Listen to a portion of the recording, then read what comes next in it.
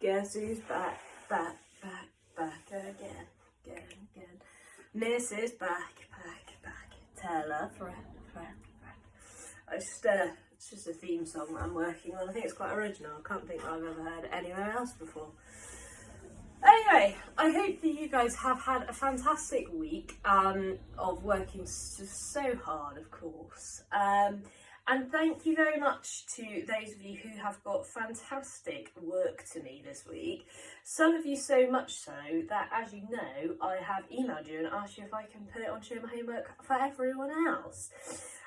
So thank you not only for working hard, but also for saving me making my own resources.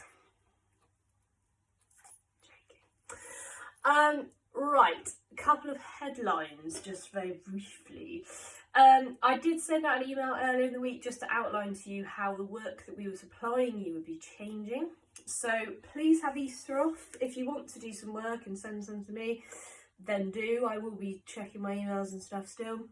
But please don't feel that you have to. This has been a very peculiar half of term, even if it hasn't necessarily been the hardest in-school working one.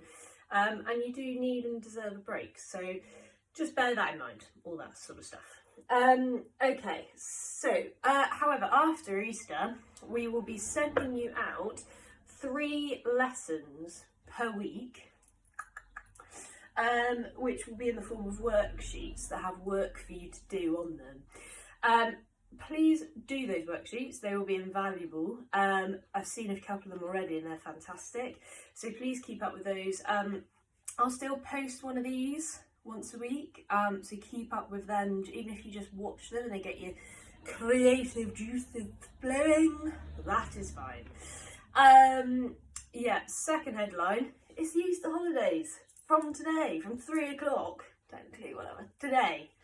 So happy Easter holidays. I hope you have fantastic plans laid out, full of all of your favourite things, like staying inside and not going out by proxy then, and not seeing any of your friends or family.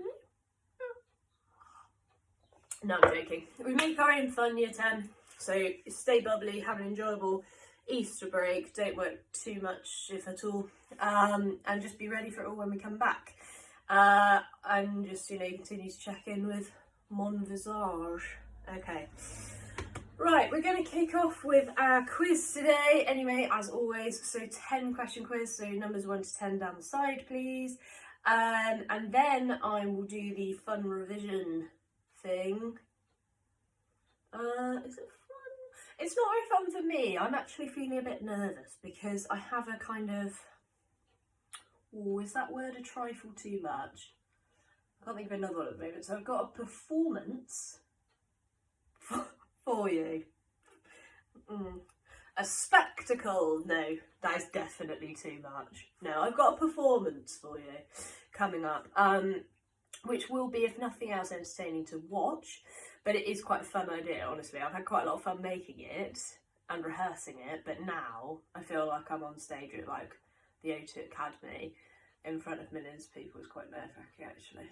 Anyway, right, numbers 1 to 10 down the side of your piece of paper please, for those quiz questions. It will all be on it will be on A Christmas Carol and Romeo and Juliet today, and all about language devices. So the same kind of premise as last week, but instead of an in spectacles, we're going to have a quick rethink about A Christmas Carol and Romeo and Juliet as well. Okay, I know that I don't have to pause because you can pause, but I want some Earl Grey, so I'm going to keep rolling. Rolling, that's so old. Old people used to roll cameras, and there's actually camera rolls. Anyway, I'm going to keep rolling. Okay. Let's go. So, question 1.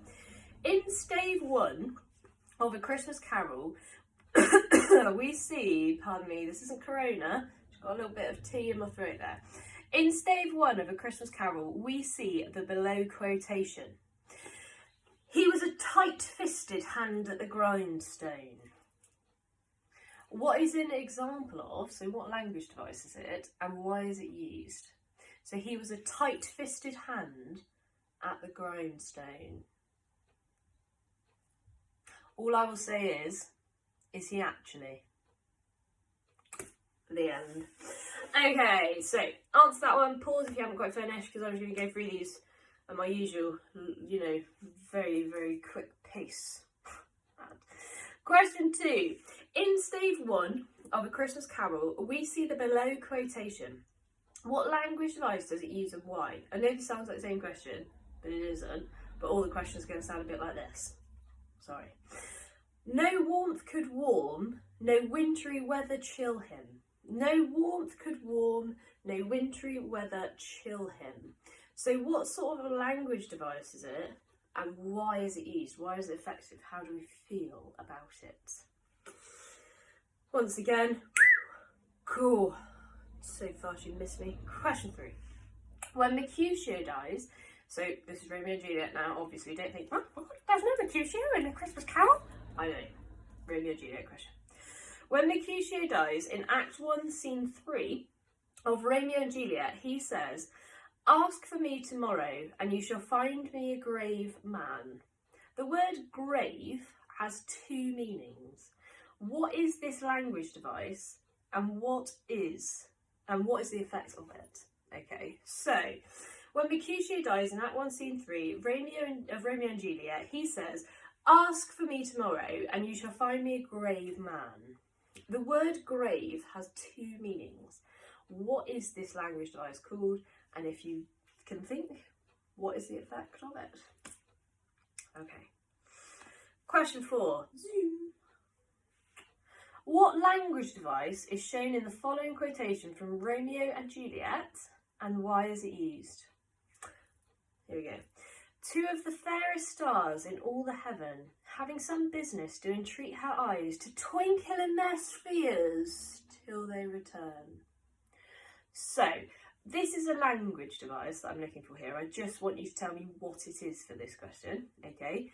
2 of the fairest stars in heaven, having some business, do entreat her eyes to twinkle in their spheres until they return. What is the language device? Question 5.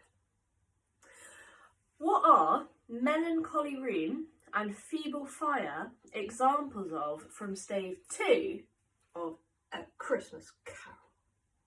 God, that was cool, man. No, hang on. Try and do it the right way around for you guys. ACC. So, what are melancholy room and feeble fire examples of from stave 2 of A Christmas Carol? All I will say to you for that one, because I know you guys have a little bit of trouble remembering this one, is can a room be melancholy? Question 6.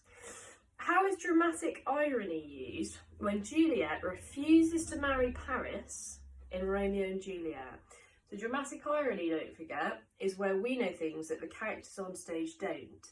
So when Juliet refuses to marry Paris, how is that bit of dramatic irony? What do we already know is going to happen, basically? Why is that there for? You know, not really that important, actually, in the grand scheme of things. Question 7. Tiny Tim, so back to ACC. Tiny Tim is referred to as being as good as gold in A Christmas Carol. What 2 language devices, 2 potentially, could this be classed as, and why would each be used? So as good as gold is 2 potential language devices. What are those 2? And why might you interpret it in either way? What is the effect of both of those things? Question 8. What form is used in the prologue and when Romeo and Juliet meet each other, and why? So this form is a type of poem, okay? We have discussed this at length because it's one of those kind of nerdy things that I just love to talk about. But it is something that's important that you guys remember too. So it's a form of poetry which Shakespeare wrote in very famously. But in Romeo and Juliet, it happens twice. Once in the prologue, and then once when Romeo and Juliet meet each other for the first time. What is it? don't know why that sounded a bit like a horse neighing really fast. I think I'm losing it. Question 9.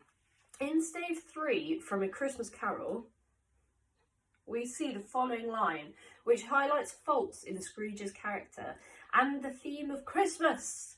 But which language device is it? So, in this quote, which I will read out in a second, you are looking for something that highlights the faults, bad things, in Scrooge's character, and also that theme of Christmas. But which language device is it? So, now, being prepared for almost anything, he was not by any means prepared for nothing. So, now, by being prepared for almost anything, he was not by any means prepared for nothing. Sort of like a bit of a stinker of a question. Anyway, question 10. No, I'm just a cat that's moving fast. Okay, question 10. What writer's method is used in the following quotation from Act 1, Scene 5 of Romeo and Juliet? If he be married, my grave is like to be my wedding bed. I don't know why people insist on reading Shakespeare and things out like that. That's how it's just like a universally acknowledged thing. Okay, so which writer's method is used here? If he be married, my grave is like to be my wedding bed. Okay. Right, let's get it going on with some answers. And then I've got to do the spectacle. No, we agreed that it was not called a spectacle. Then I got to do my performance.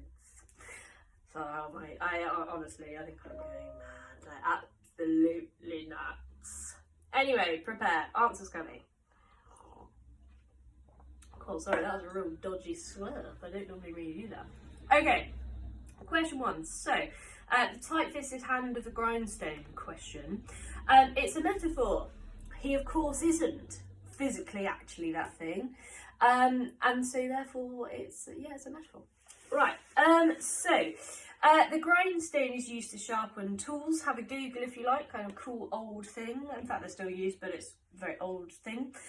And it implies that he's a heartless miser who's using others as tools and considering them as objects rather than human beings. Okay, question 2. The no warmth could warm, that one. So we've got alliteration, that old classic back from the days when we were studying poetry. Alliteration is where you have that same kind of repetition of the same sound. So in this one, it's that W sound, warmth, warm, wintry weather. Okay. Alliteration focuses the reader's attention on a particular section of the text. Okay. And they create a kind of rhythm in a piece of writing that kind of is appealing, I guess, to a reader to be reading. Okay, question 3. The grave. So the 2 different interpretations of grave. That is a pun. Okay. It's kind of, if you ever feel like someone's saying something but it could mean something else, it makes you sort of go a bit like that. They're being punny. I like being punny all the time. They've punny. God. Honestly, I should not be putting whatever this is on the internet. Anyway, it's fine. Okay, so the next one, yes, bit of personification. So, of course, actual stars, which are molten balls of something, I can't really remember. Sorry, I still ask you science, but obviously stars haven't literally flown out of the sky and into her eye sockets because, well, she wouldn't be so pretty. Yeah, she'd have a great big burning head. So that is not something. So yes, personification, cool. The next one, melancholy room, feeble fire, exactly the same thing. Personification, yeah? It's when you make something that isn't human appear human-like. It's not even funny. I don't even know why I'm laughing. Question 6. Capulet, so the dramatic irony. Capulet does not know that Juliet is already married to Romeo, but the audience do. Audiences sense tragedy and the impending tension. And they know this will infuriate Capulet. So, the dramatic irony comes from the fact that she's saying, oh, Paris, no, we're not a marrying type. Oh my God, I'm married to Romeo. Yeah, that's where your dramatic irony comes from. Okay. Question 7, Tiny Tim. It's both a simile and a cliche, folks. So cliche is anything that's kind of an overworked or over-presented saying, I would say. So, what are some other, I can't think of any cliches now. I try to avoid them. Good as gold is a good one because literally, obviously they aren't as good as gold and therefore it's the most undescriptive saying ever. So anyway, it's a cliche and it's a simile. If any other cliches come to me in this video, I'll randomly shout them out. Anyway, what it does though, however much I hate a cliche, what it does is conjure up a kind of image that we've all known for hundreds of years. It conjures up an image of a perfect child, that good as gold, sorry. Okay, question 8 is a sonnet. Love it. So the old 14 lines, rhyming couplets, A, B, right, all that good stuff. Okay, so it's a sonnet in the prologue when they meet each other at the Capulet party again. They have that sonnet which they share, where Juliet does some lines, Romeo does some lines, etc. Okay, question 9. Right, so Stave 3, now being prepared for almost anything, he was by any means prepared for nothing. Is antithesis. This is a bit of a stinker, but even if you don't remember the word, it would be fantastic if you could remember the definition. So do write it down if you haven't written that down already. An antithesis is where you have two different ideas that are expressed in one phrase or word, basically to highlight something that's almost like in the middle of them, if that makes sense. So here, now being prepared for almost anything, he was not by any means prepared for nothing. You have the idea of being prepared for everything and nothing, and in the middle is Scrooge somewhere, where he's just ready, I guess. He's the middle bit. Okay, question 10. If I be married, my grave be like my wedding bed. Again, I don't know why people read it out like that, Shakespeare, but they do. Your language device is foreshadowing. So it's that way you're looking forward almost, like a flash in time, to something that happens later. So she does, of course, get married, and her grave is her wedding bed, is where she is, So that is your last one. And the effect of that, of course, would have been an almost kind of morbid humour, like an enjoyment in that idea of death that came from these bizarre Elizabethan people. The martyr thrillers that we've discussed before, not the most pleasant of all. Okay, there ends the quiz. Which means that that the performance time's here. Right, I'm going to try and put this off for a minute. What I will say to you, what is coming up, I've basically created a rap song. I've created a rap song which I'm going to upload for you. And it's all about Inspector Calls, and I've tried to make the kind of voice in my rap Eva Smith's voice. So it's kind of like an Inspector Calls told from her point of view through the medium of rap. So it's coming up anyway. It's probably time to get official. Yeah, but this can be, honestly, jokes aside. In fact, I can't put jokes aside when I've got these stupid things up inside. But also, these are the closest to anything 90s that I have, so I'm going to have to sort of deal with that. Right. But the purpose of this, okay, although it's a little bit embarrassing for me, doing it on my own was quite fun, it's just now. But it really does cement knowledge into your brain. Not only to have put it into a song, but to actually sing it and kind of have a bit of a laugh at yourself doing it. Like, one of the best ways, I always think, of learning anything is to have some fun while you do it. So I urge you to do the same thing. You can find this backing track, thank you to the people at YouTube, on YouTube. But obviously there's tons of them. Like, pick your favourite song. It doesn't even have to be a rap, just pick your favourite song. Make some stuff up about it, get some quotes in there, and just practice that song and have a giggle at yourself. Honestly, it's one of the most fun ways ever to revise. Right, Time to get fresh to death, year 10. Excellent. Right, here we go. Oh my god, I'm so nice.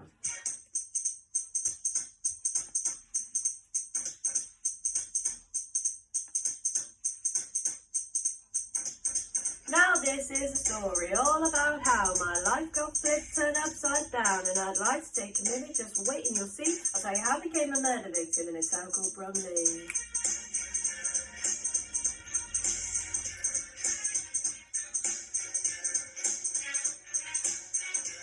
In West Brumley, where I asked for my raise, working for Birling Co, where I spend most of my days, working hard, hustling, asking for more cash or cooling on, meeting some horrible men who really were so cruel.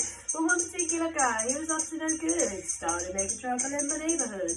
I got in a bad situation when some drinks got poured and said, "You're asking Mrs Birling for some help from the board." I used her name because of nerves when they came near. She was a rather cold woman, her husband's social superior. If anything, I could say that this woman spoke comparatively, but I thought, nah, forget it. You're home, Mr Brumley.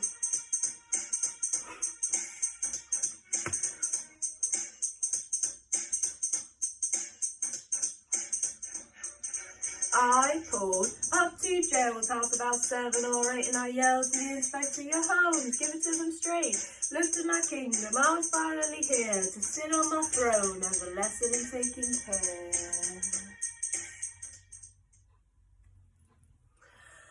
I mean, I'll post up. This is the saddest thing I've ever said. I'll post the lyrics below, in case probably no one wants to re-release that song as a single. No, but I will post them below so that you can kind of see at least there's some facts in there. There's the idea of Mrs Birling speaking imperatively, and there is asking help from the board, there's working in Brumley, there's asking for the raise, blah blah blah. So there are some genuine key facts in there, despite the fairly stupid execution. Okay, quite fun. Anyway, so now we've had fortune teller, and we've had straight up gangster rap.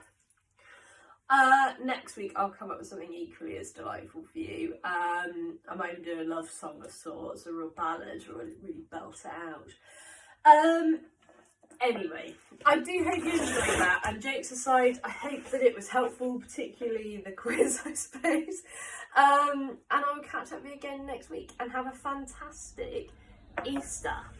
Make the most of it, make the most of your families, because there's probably, again, in our lifetime, don't come around that we ever have this time. So as much you might be a bit frustrated and, well, yes, frustrated really, and want to get outside and everyone's annoying you, blah, blah, blah.